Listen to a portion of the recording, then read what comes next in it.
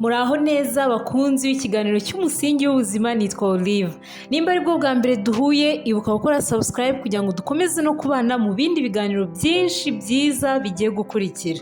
Sinzi nimba byarakubayeho ukaba ufite uruhu rudafite uduheri mu maso cyangwa se n'ahandi, ariko ukabona uruhu rwawe rurumagara cyangwa se rugira umwera mwinshi.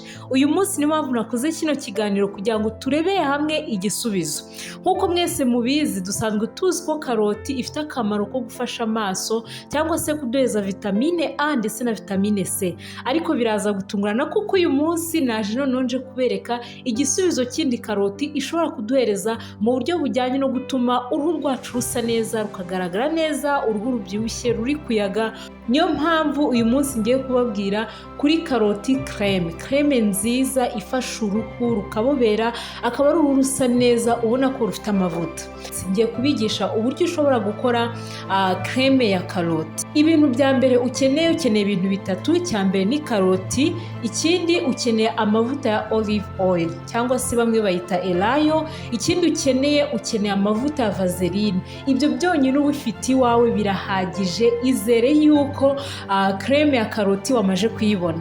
Icyo ukora nta kindi, ufata karoti ukayoza, wamara kuyoza ukayirapa neza, ukayikuramo utuntu duto cyane. Iyo umaje kurapa neza iyo karoti, uyishyira mu gasafuriya ukavangamo na twa tuvuta twa olive oil.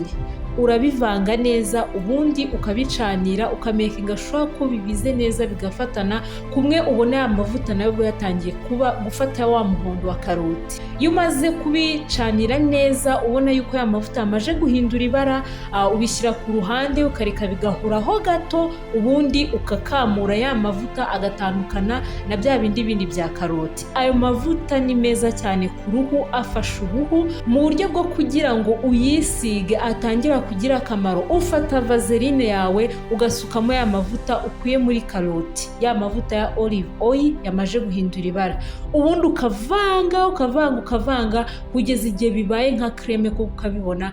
Warangiza you apply to your skin, ugashyira ku ruhu rwawe, uruhu rugatangira gufata ubundi buryohe bwiza buvuye muri karoti. Ndababwiza ukuri, iyi creme ni nziza cyane kuko ituma uruhu rusa neza, rugaragara neza.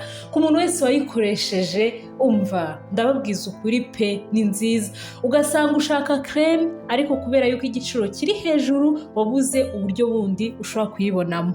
Icyo ni icya mbere.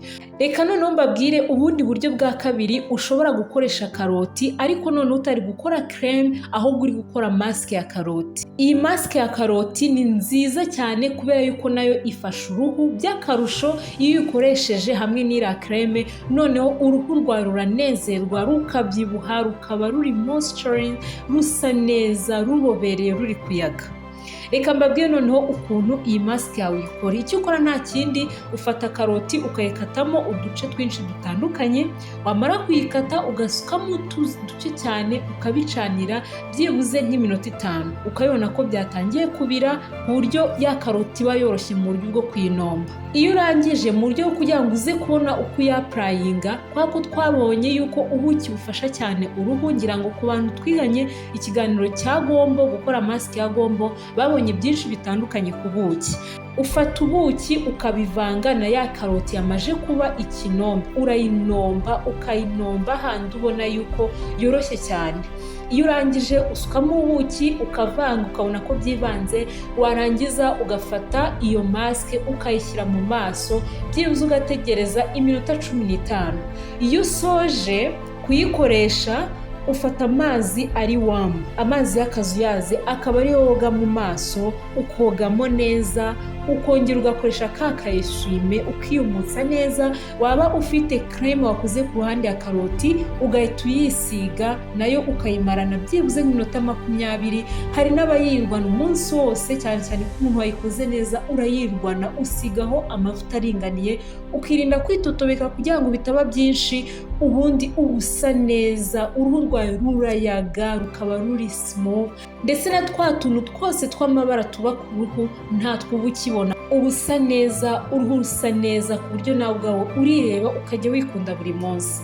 Ndabashimiye cyane mwebwe twabanye muri kiganiro cy'uyu munsi. Hari n'izindi masike nziza ndi kubategurira kandi ndabizi muzabyishimira, izajya ikorohera bitewe n'ikibazo cy'uruhu ufite niyo uzajya ukoresha, maze dukomeze gutabara uruhu rwacu, ari nako dukomeza kugira ubwiza umunsi ku munsi. Ndabashimiye cyane, nyaboneka niba utarakora subscribe ibuka kuyikora kugira ngo dukomeze kubana no mu bindi biganiro.